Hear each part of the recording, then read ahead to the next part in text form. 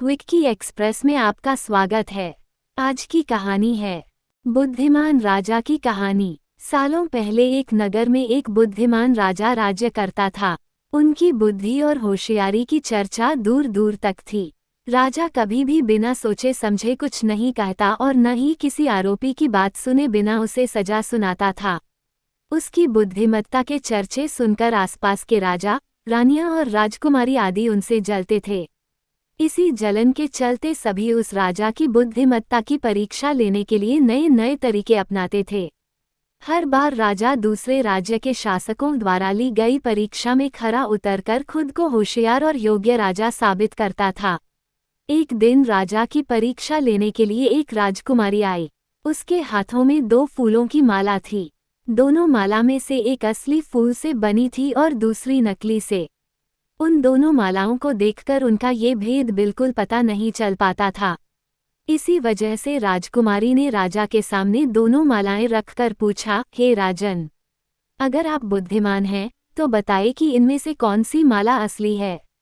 राजदरबार में बैठे सभी दरबारी माला को देखकर हैरान थे, क्योंकि किसी को समझ नहीं आ रहा था कि असली फूलों की माला कौन सी है। सभी इस सोच में थे कि राजा कैसे बता पाएंगे कि असली फूलों की माला कौन सी है।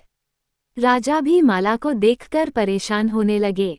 उसी वक्त उनके दिमाग में कुछ तरकीब आई। उन्होंने तुरंत अपने एक सेवक से कहा, बगीचे की खिड़कियों को खोल दो। सेवक ने बगीचे की खिड़की को जैसे ही खोला तो राजा ने देखा कि फूल में बैठी मधुमक्खियां खिड़कियों से राजदरबार में आ रही हैं।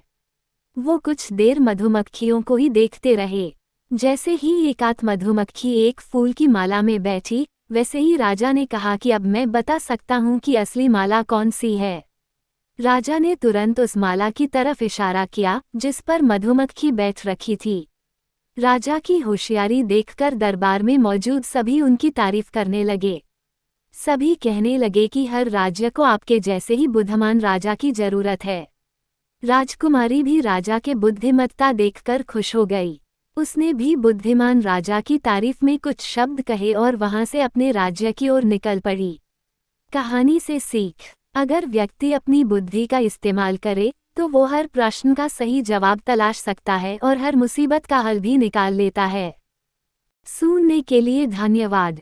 मेरा चैनल सब्सक्राइब करें, लाइक और शेयर भी करें। धन्यवाद।